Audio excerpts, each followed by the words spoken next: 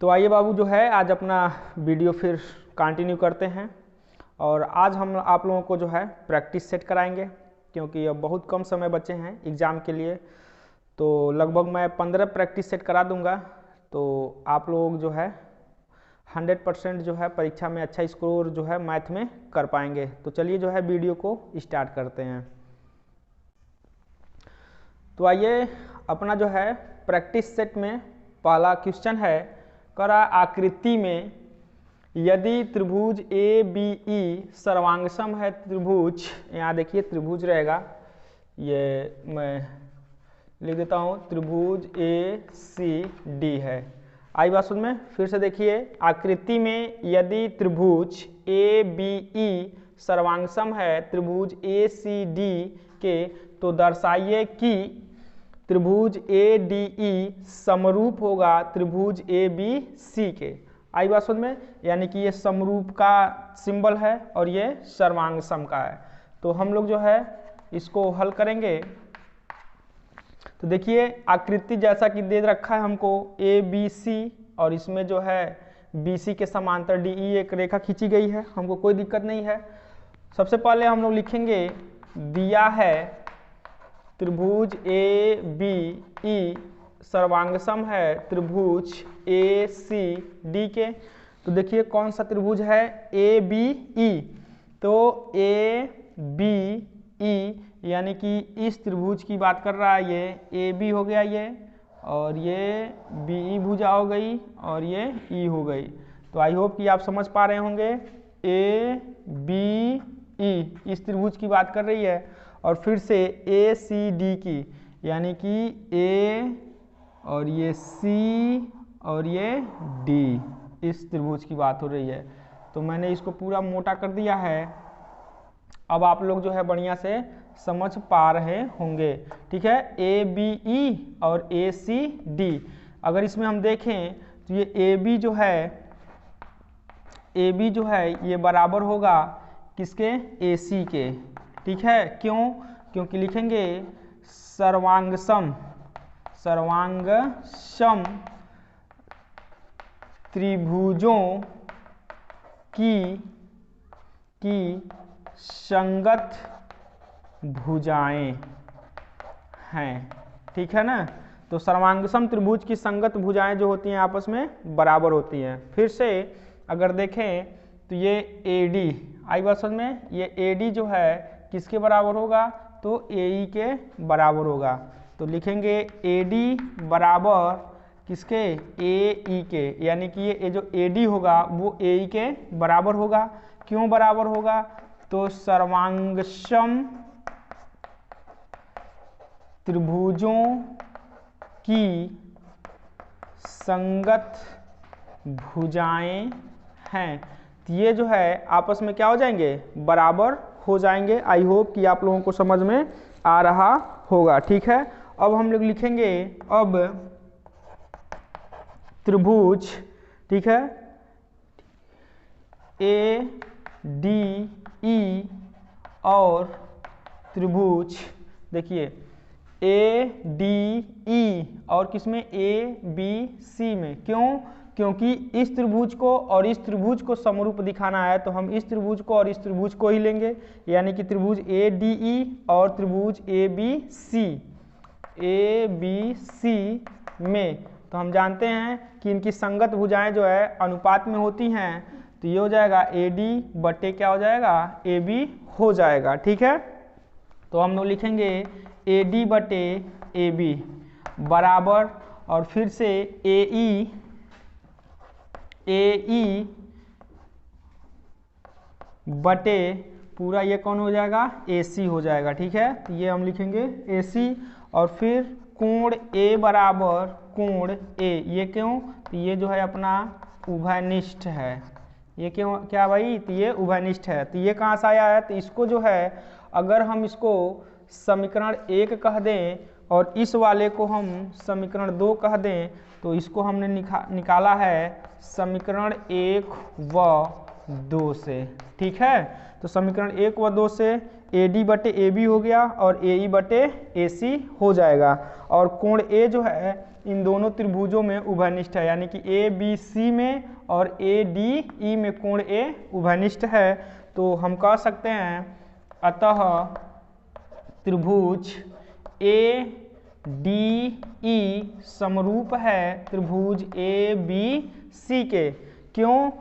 Side angle, side प्रमेय कसौटी से। ठीक है, तो इस तरह से जो है हम अपने पहले सवाल को प्रूफ कर लेते हैं। तो आई होप कि ये सवाल समझ में आया होगा। आइए बढ़ते हैं अपने अगले सवाल की ओर। तो आइए अपना दूसरा सवाल हम लोग देखते हैं। कर क्या एक ऐसी आम की बगिया बनाना संभव है जिसकी लंबाई चौड़ाई से दुगनी हो और उसका क्षेत्रफल 800 वर्ग मीटर हो? यदि है तो, यहाँ पर देखिए लिखा है यदि है तो, क्या है तो? संभव है तो। क्या संभव है तो? क्या एक ऐसी आम की बगिया बनाना संभव है? ठीक है ना। तो करा यदि है तो उसकी लंबाई और चौड़ाई ज्ञात कीजिए। तो यहाँ देखेंगे लंबाई दिया हुआ है, लंबाई चौड़ाई से दुगनी है। तो हम मान लेंगे, माना आम की बगिया की चौड़ाई, आम की बगिया की चौड़ाई बराबर x मीटर। ठीक है, तो लंबाई कितनी हो जाएगी? लंबाई, तो लंबाई कितनी है? तो लंबाई दोगुनी है ना, किससे? चौड़ाई से। तो लंबाई हो जाएगा 2x मीटर हो जाएगा, क्योंकि प्रश्न में बोला है कि जो लंबाई है वो चौड़ाई से क्या है? दोगुनी। तो चौड़ाई को हमने जो है x मान लिया, तो लंबाई कितना हो जाएगा? 2x metre. फिर से क्या दिया है? उसका क्षेत्रफल दिया हुआ है। तो लिखेंगे क्षेत्रफल निकाल लेंगे। ठीक ना, तो लिखेंगे आम की बगिया, आम की बगिया का क्षेत्रफल। तो आम की बगिया का क्षेत्रफल क्या हो जाएगा? लंबाई गुणे चौड़ाई। तो लंबाई चौड़ाई जो है x हो गया और गुणे चौड़ाई कितना हो गया? 2x। तो इसका हम गुणा करेंगे तो x का x में गुणा करेंगे तो 2x स्क्वायर वर्ग मीटर स्क्वायर हो जाएगा। प्रश्नानुसार, प्रश्नानुसार यानी कि प्रश्न के अनुसार अगर देखें तो क्षेत्रफल हमको कितना दे दिया है? तो 800 वर्ग मीटर स्क्वायर। तो ये भी क्या है? क्षेत्रफल ही है, और ये भी क्या है? क्षेत्रफल। तो क्षेत्रफल को क्षेत्रफल के बराबर कर देंगे, यानी कि 2x स्क्वायर बराबर कितना दिया है? 800। ये गुणे में उधर जाएगा तो बटे में, तो ये 2 से जो है 8 जो है 800 कितना बार में चला जाएगा? 400 बार में। तो x स्क्वायर बराबर कितना आ जाएगा? 400। तो इधर देखिए ये स्क्वायर है, तो ये 400 जो है किस संख्या का स्क्वायर है? तो 400 जो है वो 20 का स्क्वायर है। तो दोनों तरफ वर्गमूल लेंगे, तो वर्गमूल लेते हैं तो करड़ी चढ़ाते हैं, तो करड़ी चढ़ाएंगे तो स्क्वायर से जो है करड़ी समाप्त हो जाएगी, तो x बराबर आ जाएगा ±20। तो लिखेंगे चूंकि चौड़ाई ऋणात्मक नहीं होती है, इसलिए बगिया की चौड़ाई बराबर कितना मीटर निकल के आ जाएगा? 20 मीटर। यानी कि माइनस वाले को छोड़ देंगे और प्लस वाले को ले लेंगे, क्योंकि लंबाई हो, चौड़ाई हो या दूरी, ये ऋणात्मक नहीं होती। ठीक है, तो चौड़ाई कितना निकल गया? 20 मीटर। तो और हमको क्या चाहिए? हमको चाहिए लंबाई, तथा बगिया की लंबाई। तो बगिया की लंबाई क्या है? तो बगिया की लंबाई है 2x। तो लिखेंगे 2x, तो ये हो जाएगा 2 गुणे x का मान कितना है? तो x का मान कितना? 20। तो यहाँ हम रखेंगे 20, तो 20 दूनी कितना हो जाएगा? 40 मीटर। ठीक है, तो इस तरह से बगिया की जो चौड़ाई होगी वो 20 मीटर और जो लंबाई होगी वो 40 मीटर होगी। ठीक है, तो आइए बढ़ते हैं अपने अगले सवाल की ओर। तो आइए जो है अपना हम तीसरा सवाल देखते हैं। कह रहा है कि सर्कस का एक कलाकार एक 20 मीटर लंबी डोर पर चढ़ रहा है जो अच्छी तरह से तनी हुई है और भूमि पर सीधे लगे खंभे के शिखर से बंधा हुआ है। यदि भूमि स्तर के साथ डोर द्वारा बनाया यहाँ रहेगा बनाया गया कोण 30 डिग्री का हो तो खंभे की ऊंचाई ज्ञात कीजिए। तो बहुत प्यारा सा सवाल है, हम लोग देखेंगे। ये मान लीजिए भूमि पे लगा एक खंभा है, ठीक है, ठीक है। तो अगर ये भूमि है, ठीक है, और भूमि पे ये लगा, ये क्या है, खंभा। ये अपना भूमि है और ये भूमि पे लगा क्या है, खंभा है। और ये कह रहा है कि ये खंभे के शीर्ष से एक डोरी बिल्कुल तनी हुई है। आई बात समझ में? ये अपनी क्या हो गई, एक डोरी। तो इसको हम लोग नाम दे देते हैं ABC। तो क्या कर रहा है, सर्कस का एक कलाकार एक 20 मीटर लंबी डोर पर, तो ये देखिए इस डोरी की जो लंबाई दी गई है ये कितना दिया गया है, 20 मीटर, ठीक है। कलाकार एक 20 मीटर लंबी डोर पर चढ़ रहा है। तो इस डोरी पर जो है कलाकार क्या हो रहा है, चढ़ रहा है, जो अच्छी तरह से क्या है, तनी हुई है। तो ये तनी हुई है, ठीक है। और भूमि पर सीधे लगे खंभे, तो ये खंभा हो गया ए भी अपना, शिखर से बंधा हुआ है। तो यहाँ देखिए शिखर ए से डोरी जो है बंधा हुआ है। तो कह रहा बनाया गया कोण अगर 30 डिग्री का है, तो यहाँ से ये अगर कोण 30 डिग्री का है तो कह रहा खंभे की ऊंचाई ज्ञात कीजिए। तो हम लिखेंगे माना खंभा कौन है, AB की ऊंचाई, खंभे AB की ऊंचाई बराबर h मीटर। आई बात समझ में? और क्या दिया है, तो डोरी की लंबाई दिया है, डोरी की लंबाई। तो डोरी की लंबाई कितना दिया है, तो ये 20 मीटर दिया हुआ है, ठीक है। तो अब क्या करेंगे, लिखेंगे आकृति से त्रिभुज ABC में, तो ये चूंकि एक समकोण त्रिभुज है तो हम क्या करेंगे, इसमें पाइथागोरस लगा देंगे। पाइथागोरस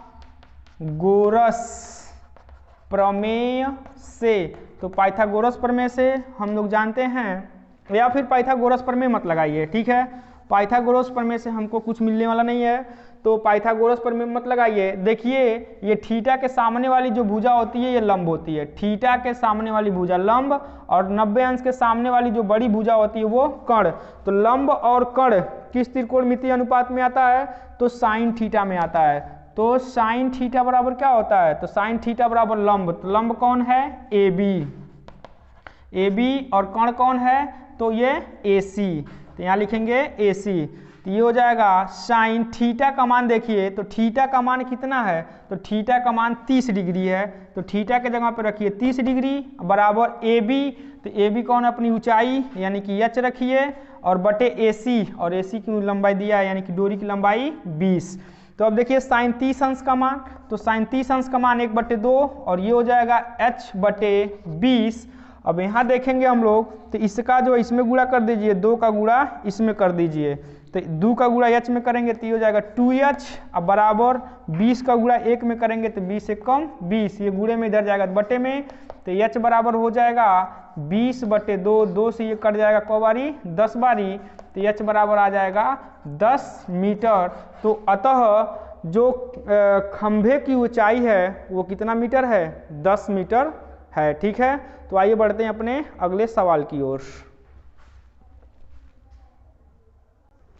तो आइए जो है अपना चौथा नंबर सवाल देखेंगे। कह रहा है कि जांच कीजिए कि क्या निम्न समीकरण द्विघात समीकरण है। तो पहला सवाल है x+1 का होल स्क्वायर बराबर 2 × x+3। तो हम सबसे पहले जो है अपना इस सवाल का पहला नंबर सवाल लिखेंगे और हल करेंगे, ठीक है। तो हल करेंगे तो देखिए इसको अगर a कहें और इसको b कहें तो a+b का होल स्क्वायर, a+b का होल स्क्वायर तो होता है a² यानी कि x का स्क्वायर प्लस b स्क्वायर यानी कि 1 का स्क्वायर प्लस 2ab। तो ये लिखिए 2 और a के जगह पे x और b के जगह पे 1। अब क्या करेंगे, 2 का इसमें गुणा कर दीजिए, तो 2 का गुणा करेंगे तो 2x अब प्लस 3 दूनी 6। फिर मैं बता दूं, इसको मैंने a प्लस बी के होल स्क्वायर से इसको तोड़ा था, और मैं यहाँ फार्मूला लिख दूं, अगर a प्लस बी का होल स्क्वायर जो होता है a square plus B square plus 2ab, इस फार्मूले से जो है इस वाले को तोड़ा गया है। ठीक है, तो ये हो जाएगा अपना एक्स स्क्वायर प्लस 1 का स्क्वायर तो 1 ही होता है, प्लस 2 1 कम 2 और ये x यानी कि 2x, ये प्लस में है बराबर किधर लाइए माइनस में हो जाएगा, ये भी प्लस में इधर आएगा तो माइनस में, और ये बराबर क्या हो जाएगा 0 हो जाएगा। फिर से मैं बता दूं 2 1 कम 2 और ये x, ये 2x जो है बराबर के इधर था, बराबर किधर लाएंगे तो माइनस में हो जाएगा, और ये भी प्लस में है बराबर किधर लाएंगे तो माइनस में, बराबर 0। तो ये प्लस 2x जो है माइनस 2x से कैंसिल हो जाएगा, तो यहाँ से बचेगा एक्स स्क्वायर माइनस 6 में से 1 घटाएंगे तो ये कितना बचेगा माइनस का 5, और ये बराबर क्या हो जाएगा 0 हो जाएगा।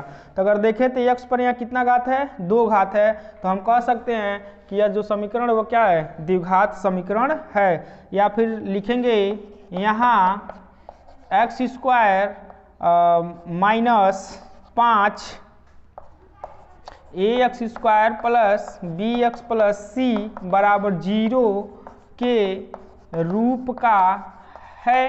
आई बात समझ में, इसलिए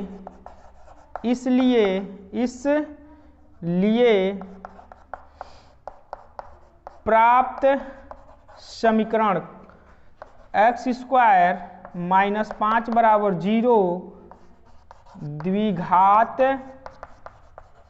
समीकरण है। तो अब लोगों को समझ में नहीं आ रहा होगा कि A X square plus B X plus C के रूप का ये कैसे है, तो ये वाला मैं लिख के बता दूं, एक्स स्क्वायर का गुणांक कुछ नहीं है तो 1 है, तो इसको लिख सकते हैं 1 एक्स का स्क्वायर, फिर प्लस यहाँ कुछ भी लिख दीजिए 0 लिख दीजिए, 0 कुछ भी नहीं 0 यानी कि 0 और इंटू एक्स कर दीजिए, और यहाँ जो है माइनस 5 दिया हुआ है बराबर 0। अब इस समीकरण से जो है इसकी तुलना करिए, यानी कि जो चीज़ यह लिखा गया है वही चीज़ इसमें, क्योंकि 0 से इसमें मल्टीप्लाई करेंगे तो है तो 0 हो जाएगा, तो एक्स स्क्वायर माइनस 5 ही बचेगा। तो देखिए a के जगह पे 1 है, एक्स स्क्वायर से एक्स स्क्वायर मैच कर रहा है, प्लस से प्लस मैच कर रहा है, b के जगह पे 0 है, x का 1 घात है तो x का 1 घात, और c के जगह क्या है माइनस 5 बराबर 0। तो जो हम कह सकते हैं कि एक्स स्क्वायर माइनस 5 जो है इसके रूप का है, तो अतः यह जो है द्विघात समीकरण है। ठीक है, बढ़ते हैं आगे। चलिए देखते हैं दूसरा सवाल, बहुत अच्छा सवाल है। x माइनस 2 x प्लस 1 बराबर x माइनस 1 और ये x प्लस 3। अब क्या करेंगे, इस x का गुणा इसमें करेंगे, इसका गुणा पहले इसमें फिर इसी का गुणा 1 में करेंगे, तो ये हो जाएगा एक्स स्क्वायर 1 घात 1 घात x पे 2 घात, x का गुणा 1 में करेंगे तो प्लस x से कम x। अब जो है क्या करेंगे, इस माइनस 2 का गुणा x में करेंगे तो माइनस 2x, अब फिर माइनस 2 का गुणा 1 में करेंगे तो माइनस 2 1 कम 2, इसका भी गुणा हो गया।